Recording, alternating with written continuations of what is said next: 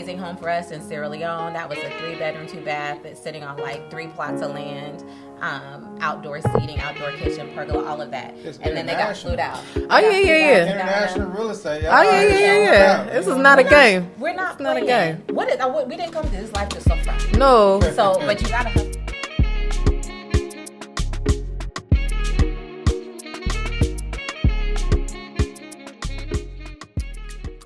Hello, gamblers. Welcome to episode 5 of the Ghana Gamble podcast. I am Kenya Fudia. We have the lovely Legally Masa and the real estate mogul, Dre Taylor, owning half of a Burry at this point. Yeah, right. Basically. I wish. Oh, man. You know what? Speaking of owning and building in real estate. Okay, guys. So I have a little story. I was watching, I watch YouTube like religiously. You can be on YouTube. I watch YouTube so much. Go down that rabbit hole. Oh, man. I'm getting lost. Hard to get out. So there's a lady who relocated to Ghana like we have. She's of Jamaican descent, but she's from the UK. Mm-hmm. From the UK, she connected with a Ghanaian real estate company to build a home. I don't know if it was a home, like a standalone home. I think it was an apartment, but she was like buying an apartment. Okay, it was an apartment. The plan that they gave her, she's supposed to be like on the 3rd floor. They gave her a payment plan or whatever. She's paying. They're like calling her at different times saying like, we need more money now to proceed. She hasn't seen the place. I think this was going on during the pandemic in 2020. So she actually... I heard about this, I think. I think she did a couple of interviews on YouTube. Yeah. So she didn't leave the UK to actually come and do this. She was doing this all from the UK. And actually the real estate company that she was working with in Ghana had an office in the UK, allegedly. So that's who she was talking to. That person from the UK office was contacting her. She was sending money. It gets to like October, September, whenever the airport's open again. And she's like, you know what? All right, about to make my way to Ghana, move into my house. Everything is going to be great. She gets to Ghana. Like, remember, her apartment's on the 3rd floor. She gets to Ghana. She pops up. She doesn't tell the real estate company that she's coming. She goes straight to the site. And do you know what she found? Ching, ching, ching. She found dirt. There wasn't even a foundation. Again, 3rd floor is where her apartment is supposed to be. And they promised it. First, the date had already passed that it was supposed to be finished. Then they pushed it out a few more months because of COVID. That date had already passed. She gets there. There's nothing there. Now, was they showing her photos and videos during this time process? Did she say she saw anything? I don't Because know. I remember she was sending money kind of blindly. Yeah. And It seemed like they couldn't have sent her unless they were completely scamming or sending her there's been videos of instances- something else. Yeah, there's been instances of people sending Yeah, videos, other and people's photos construction. of construction. Because I heard stories like that too before. Mm-hmm. And it actually was a brother. A brother was sending money to his other brother. Oh, yeah, that happens. And he was saying he was sending all his money. He was Ghanaian, living in the U.S., and he was sending his money to his brother. And his brother was showing these pictures on the progress and X, Y, and Z. And so the brother that was living in the U.S. that was sending him money, he had made arrangements to come to the U.S. And so as soon as he landed, he was like, "Hey, let's go to come the to property. Ghana. Yeah, let's go to the property." So he came, and his other brother was like, "No, we'll go later. Not we'll, now, hold not on, now." We'll go later." So Yeah. he did that whole shuffle for like a weekend or Yeah. something. We're like, "Man, let's go see it." He went to go see it. It was nothing. Nothing He there. was showing them pictures of the neighbor's house. Whew. I forgot how much money it was, but I think it was over $100,000 U.S. This lady that he also, spent. I think hers was some thousands and thousands of pounds that she spent, obviously. Because the UK, the pound. Yeah. I feel like from the minute you open up your mouth, I just started counting mistakes. You know, like the litigator in me, like I start thinking of counter arguments in my closing arguments. Okay, yeah, well, good, because this is what I want to ask. I don't Where want did to she say go where did she go wrong? wrong, because we don't want to blame the victim for being swindled, because she... No, we want to use her as a cautionary Yeah, tale. okay, there we be go. Cautioned and be cautious. Mistake number 1, and this is just in my humble, unsolicited opinion, not knowing all of the facts. Right.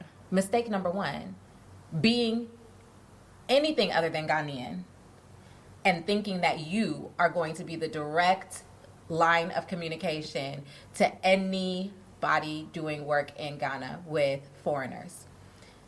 Not using a mediary Ghanaian who is tried, who's true, who's trusted, who likes you, who has your best interest at heart, who has no skin in the game whatsoever. Their only goal is to be a fiduciary to you. That was mistake number one. You, a foreigner, thinking that you would be the direct line of communication to any Ghanaian doing business in Ghana that you don't have a relationship with and who has like proven themselves. Yeah, because I think that she took the person in the UK office as her person that she trusted. That person that was being paid. Yeah, but the person that's working for this actual company. Right. Okay. That was mistake number one. Mistake number two.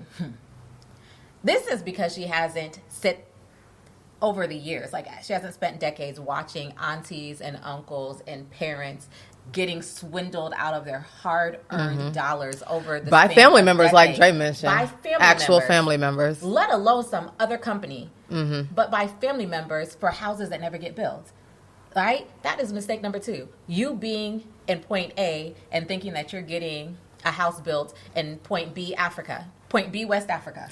I can't speak for the North or the East or the South, but this Western, Nigeria, Ghana, Sierra Leone, Liberia, Gambia, I was speaking for all of them.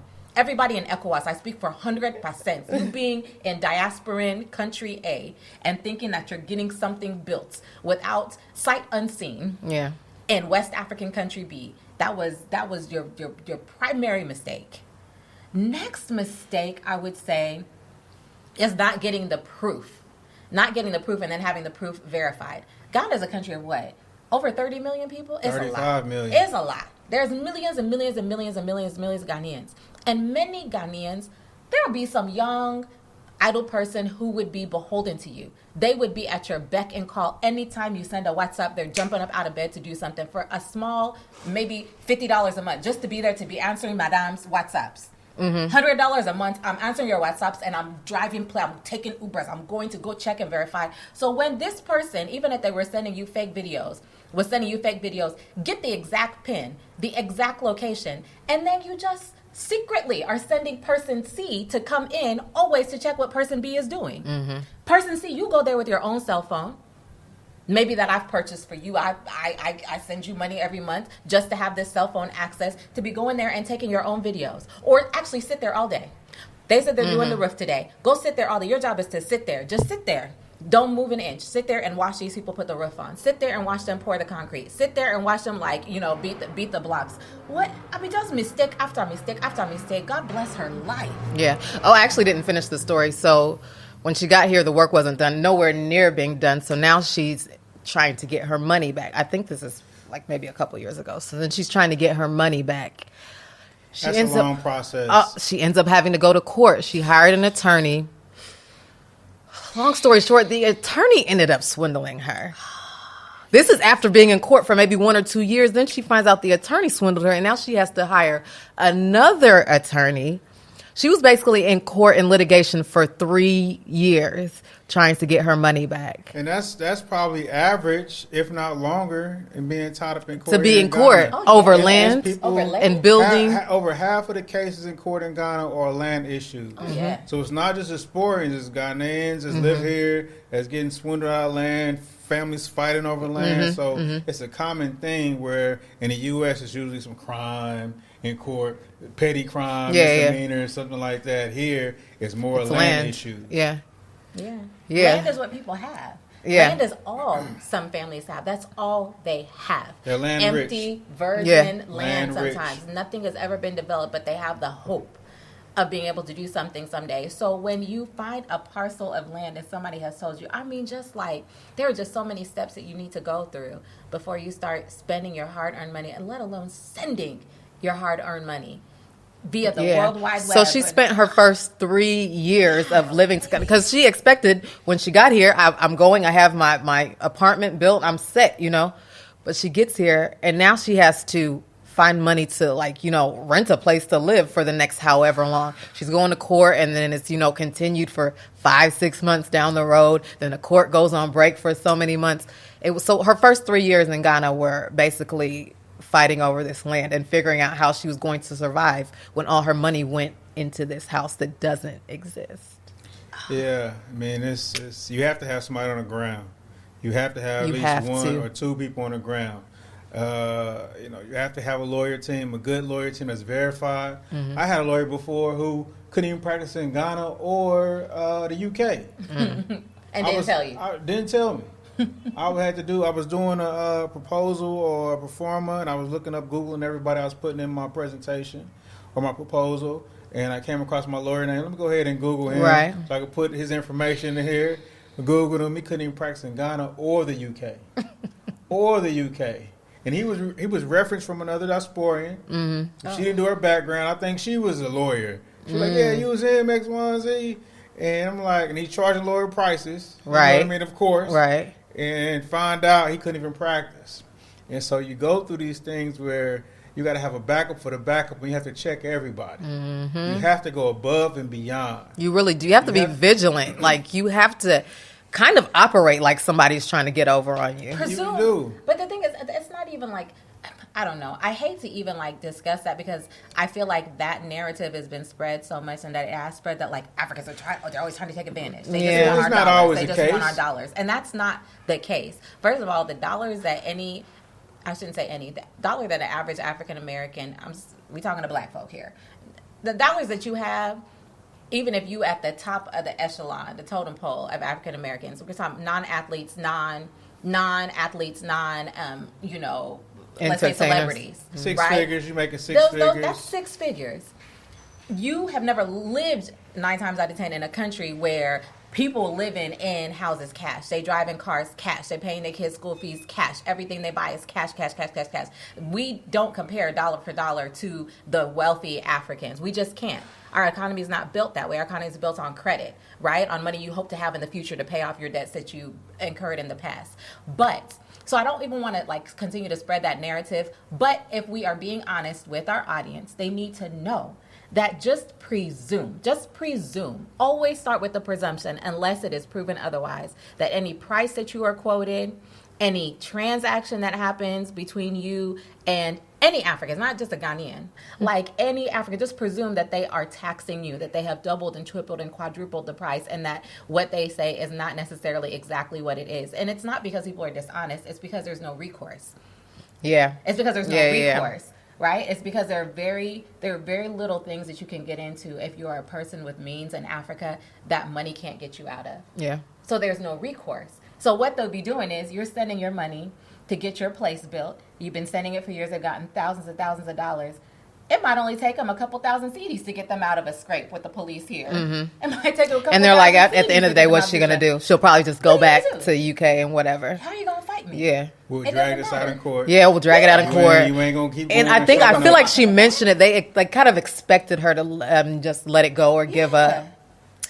I don't know. My advice would be, now it's going to take some time because it takes time to get to know people and know who you can trust. But you have to have somebody. If it's not going to On the be ground. you, then you have to have somebody that you can trust on the ground that's watching and looking out for your best interest. Otherwise, if they know that the person that matters is 5,000 miles away, listen. Yeah, and I sit on the other side of the fence. I sit on both sides of the fence, trying to buy land. Yeah. You know what I mean? We come here and we have these big eyes. We want to get beachfront land, most of us. Right. Yeah. You know what I mean? You see that beachfront, and you get beachfront land, depending on where you at, as low as maybe like 10K US, some up to 50K US if you're out here in the greater Accra area. And so we see that. You can't get land, beachfront land in the U.S. for Yeah. anything under 500K. You know what I mean? So you see that like, oh, I want to get this land, X, Y, and Z, and we forget, you know what I mean, that this is not the U.S. Yeah. Things don't work the same here as it work. And so it's hard to gauge like a Ghanaian, you know, because in the U.S. somebody fast talking you. Yeah. Somebody's trying to hustle Yeah. you. You don't know. Yeah. You know what I mean? Then there's repercussions for that too. You know what I mean? There's paperwork and documentation that have to be in place. You come here, you don't know the process and steps it takes to buy land in Ghana. So many. And so there's a lot of steps that you need to take beforehand, but we don't know that process. And so whatever they tell us, we might take that as gold. Okay, they said do this, do that. This is the documentation. We don't verify the documentation, and we get ourselves caught up in the situation. And it's not just us; it's Ghanaians who get caught up in the same situations too, Yeah. because they don't go above and beyond what's called for. You have these issues, and so tell people slow down. You have to slow down. Anything that happens in Ghana fast, it's a red flag. It's suspicious. We talked about that. Anytime flag. somebody's trying to rush you along and make you do something quick, Nothing happens fast here. Nothing happens fast. Nothing good happens fast in Africa, but certainly not in Ghana. They're very laid back people. So anybody who's rushing you, telling you that it has to happen, nah. Just tell them forget it. This land not going anywhere. This land has been here for generations. It's not going anywhere. So slow down. You know what I mean? Talk to somebody. Do your due diligence. Find a good, lawyer who's been verified, who have references that you can use. And even sometimes get another lawyer just to oversee that. It's always better to pay money up front. On the front end and trying to get your money on the back end. Losing your life savings. Yeah, so pay a little extra up front. Yeah. I go above and beyond. So I need like 2 forms of ID, from the person I'm buying my land from. I need to see utility payment of where they live at. I need to go to their house. So I'm going to give you money. I need to know where you live. I need to come get my money. Knock. You know what I mean? But I put these steps so far ahead before I give them the money. That way they can back out of it any time. Then we do a land purchase agreement. Get it notarized at the U.S. Embassy. Get it notarized at the U.S. Embassy because if there's any issues with them, they're not going to the U.S. Embassy. They're not stepping into the doors to the U.S. Embassy. You can't con your way in the U.S. Embassy. Absolutely not. So you can do that or get a little mortgage on part of the land. Take a loan out on a small piece of the land. You do that because the bank is not going to give you money unless you had a proper documentation in place to get the land. So they're going to verify everything for you. So you don't have to take a mortgage out for the whole portion of it. Take a small little loan out for that piece of land, and they'll do that due diligence for you where it really won't need too much lawyer work, but the bank will make sure that they're not going to put no money into a sinking hole if that's what's taking place. So those are some steps that I would go through. And also, we got to have some underground. So I have people who bought land from me sight unseen. They knew people that I knew. They seen some stuff I was doing on social media, and they never been to Ghana, but they trust me. But that's because I'm transparent. They see what I'm doing online. They see that I'm building. They see I'm going to get materials. And even with my builders, I got a great builder, but when I'm going to buy supplies, I need to go get the supplies with them. I need to know the cost of everything.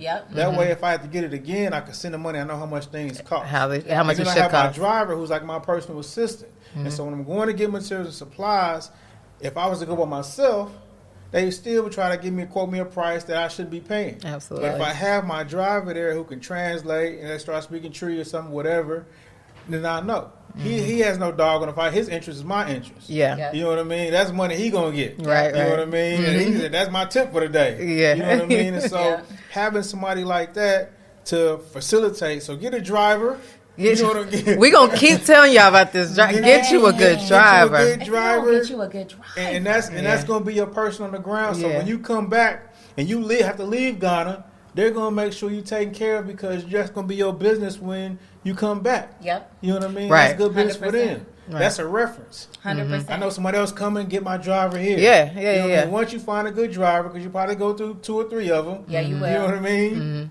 But once you get a good one, they worth their weight in gold, and that could be your person to go facilitate that everything person is on your the land. We say driver. They're your personal assistant.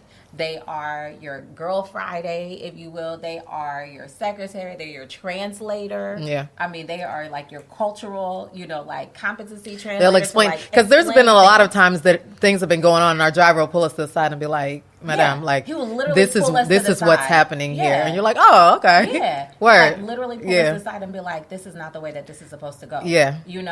So, man, get a driver for sure. But, you mentioned something about a mortgage. I feel like that's the other part that we have to go into, because then some people watching this who don't know how the credit system works or does not work in, Ghana might think, well, why wouldn't I just get a mortgage for the whole thing? Why would I be stressing myself out?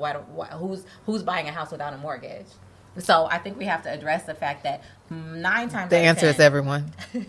every single person who's like building these massive houses that you see go up and these estates that you see go up, for the most part, are buying these homes and building these homes cash. It's very unusual for people to have a mortgage or to have access to the banking system. You can do it, but these mortgages might be the mortgages might be like 2 to 3 years maximum. I mean, you're not going to get 30-year mortgages. not 30 years. They don't have. Well, they might have a couple 30, but most of them like 10 to 15 years. Do they have 30-year mortgages They here? might, but most of them are like 10 to 15 years, maybe 20. The lowest interest rate I heard is like 12%, but the bank I bank at is like 25%. For the interest rate. That's crazy. Which is like which is standard. A 25% interest rate is standard if you can even qualify for it. So, most people are purchasing homes cash. So when we talk about people sending money back home, and we've talked about the horror stories that I know for sure we've heard for decades over the years, for aunts and uncles, even our parents. Like, I don't really know any grown African who doesn't have a direct relative living in the diaspora who is in some kind of land dispute. I don't know one who is not in some kind of land dispute or was in a land dispute for a very long time, for years and years and years. So it's really, really important to have somebody on the ground because, like Dre said, it's just easier to pay the money up front and to have all the right people and your team in place than it is to chase somebody in a foreign country for 20 years trying to get some money back. It's good that you mentioned that most of this building is cash because I was watching another YouTube video about an American guy had come to Ghana and he was talking about the construction that's going. He said he sees a lot of abandoned houses. I was like, what you're saying is not abandoned homes. These are people just building as they can because it's cash. So they haven't abandoned it. They're just working very slowly according to what they can afford. As our mother would say, they're cutting their coat according to their according size. to their size, yeah. Yeah, that's why a lot of times, you hear these things, like people say things like, gosh, you're driving you're a doctor back home, but you're driving a taxi in America. Like, you're a lawyer back home, but you came over here to drive, to drive a taxi or to be a CNA. Now, what they're doing a lot of times, Africans who come to the U.S., is they're doing anything that gets them money fast. Anything that gets them money fast and allows them to travel home for a month or two at a time and nobody's checking on them. You can't dip out of court. You're a doctor. You can't just leave, your medical practice and come back home for 2-3 months at a time. But you're the taxi driver. You just turn the key off, put it, take it out the ignition, pack it up, get on a plane, and you can come home for as long as you want and then go back, be a taxi driver and come back home. Go be a nurse, be a traveling nurse, get one contract, let it in and come back home. So that's why we tend to lean towards a lot of those jobs. A lot of it is tied towards land. Having a home, having a house, it means more than almost anything. When you have gone away, like my parents were gone for 50 years, 50 solid years is how long they lived in the U.S. When you leave and you come back and you don't have land, you don't have a home, it's like you wasted your entire life. Like, what were you doing that whole time? What were you doing that entire time? You didn't build a house for your mom. You don't have a house to come and lay in. When you come here, you have to stay with relatives, sleeping on couches. It's so disrespectful, and it's so, like, it's demoralizing. Like, having a home for us is, the standard. It's the standard. It's the goal. It is the goal. It's the African dream. It is the African dream, is to be able to build a home back home. Yeah. So, cannot stress it enough. Like, don't think you're about to come over here and out litigate or outsmart or oh my goodness, any cans of oil. So you're not please. You have no traction here. please. You have no traction, no pull. Yeah. And so please you don't have to get in with people. Get a tribe. Find your tribe of people. And you'll build relationships. Ghana's a relationship place. It is very relationship based. So you have to be able to have relationships and be able to move and groove. You know what I mean? And so a driver again helps move and groove. Yeah. The people you find, some people are loners. They don't have a lot of friends and they don't want to integrate into the culture. You have to kind of at least. You have to a little bit in a culture to figure things out. And so you're just one of those things where if you're going to be here or plan on being here, it's something you just have to do. You have to do. And I think Ghana kind of gives you the idea when you get here that, like, oh, I can get around by myself. Like, I just call an Uber, do this and that. Yeah. You'll start to realize you can't be that independent when you're over here. You have to find one or two people. You have to have some Ghanaians in your inner circle to succeed and do the things that you're trying to do. There's no way around it. Trust me, I'm not even that mixy. Like, I'm not the person that's always looking for friends, but I understand, like, you just have to do it. Yeah. You just have to do it. And so for me, it's not a shameless plug, but you know what? We run this. We don't run the world, but we run the Ghana Gamble. So we would be remiss if we didn't take the opportunity to say that we are all in real estate. Yeah. When we say have a team, have a tribe, if you want to get beachfront property, God bless you. You want to get beachfront property? We have people who can develop it for you. Like with our, real estate development firm is Diamond Alliance Realty. Diamond Alliance Realty. You can look us up, or you can find her on Instagram at Kenya Sounds Foreign, at Legally Masa. If you want.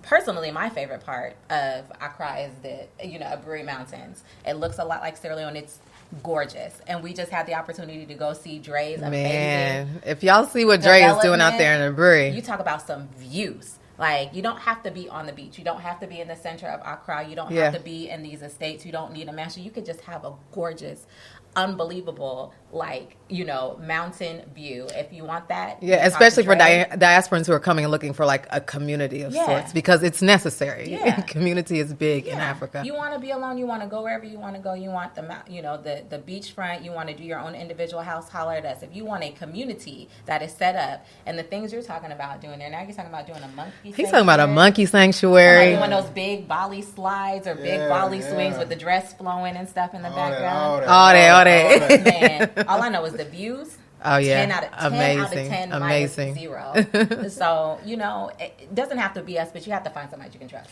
Yeah, period, point blank. Yeah. Or just take your money and burn reach it. Reach out to us. Yeah, holla at us. We can help We'll out. point you in the right We've been direction. here, for a minute, so we know the ropes. Yeah. We've been around the block. Y'all just finished constructing your house. We did. You know what I mean? Nice. I just came there for a birthday party. Oh, yeah. Me and my assistant, we still waiting our payment for the job that we did there. So You and your assistant. me and my assistant, What's George, your assistant's LL Cool George. We're going to show y'all a picture of George. LL Cool Yes. George. George So, was the He's center of adorable. but yeah, they have a nice home, pool, tennis court. Yeah. And it was done in a very timely fashion It was done in because 2.5 of our months. business, our company. Shout out to 2.5 Ibrahim, the architect, Absolutely. the mastermind. Absolutely. Shout out to Bram Tech Bram Sierra Tech Leone. from Got Sierra flued Leone. out. Flued out. We work from very Sierra Leone. closely with them. They did an amazing home for us in Sierra Leone. That was a 3-bedroom, 2-bath. It's sitting on like 3 plots of land, outdoor seating, outdoor kitchen, pergola, all of that. It's and then they got flued out. Oh, yeah. International real estate. Oh, yeah. This is not a game. We're not It's not a playing. game. We didn't come to this life to suffer. No. So, but you got to hustle when you're young. You have to do it. You have Yeah. to do it. If you come to Africa and you don't see any holes in the marketplace, if you come to Africa and you don't see ways to earn money and to start a business everywhere looking. you look, then You're not looking. You're not looking. You're not paying blind. attention. Face your fronts. Open your eyes. There's too many opportunities out here. So we're not out here playing around, So we just, we're in different spaces. But today we're talking about our real estate space, and we're in there. Oh, yeah. We day inside. Day inside. We day inside. All right. So, yeah, that's pretty much it. Please, guys, don't buy anything from over there unless you know that you're working with somebody that you can personally vouch for and trust. Yeah. All right. If you want to do that, you can do that with us because we're not going to lead you astray. But, it's not by force. I'm just saying. Definitely, we're trustworthy, but that's not this is not about playing. It's not a plug. It's just This is a be caution. careful. Be careful. Thousands and thousands and thousands. Because of a people fail. I'm making up statistics. Every 5 minutes, there's a land scam going on somewhere around here. What every 5 so minutes? Please, so Every please, day, all day, And I tell people 24/7. that, even my clients, I say, I have a law firm that I use, but that's a conflict of interest on my part because they work for me on my behalf. Right. You know what I mean? I'll give you a presentation that my lawyers did, but you need to seek out your own lawyer to make sure everything is everything. And so just being transparent with everybody, that way they know that I'm not getting involved in something or they working together on this. No. Right. You can go and get a lawyer, figure things out. And The lady whatever I'm actually doing. said the one positive thing that came out of this after she got swindled by her first lawyer is that she found a great team of lawyers that she can trust to do whatever she comes across now in Ghana. She has great lawyers who she knows she can count on and trust. So, yeah, good lawyers are important, and just working with people that you can trust. But don't go into anything blind. It's just not. It's not advised. It's not advised to do so. Yeah, but anyway, that's it. I think we covered the real estate topic. Yeah. So that's that on episode 5 of the Ghana Gamble. Do not forget to like and subscribe, and stay tuned for more content. Peace.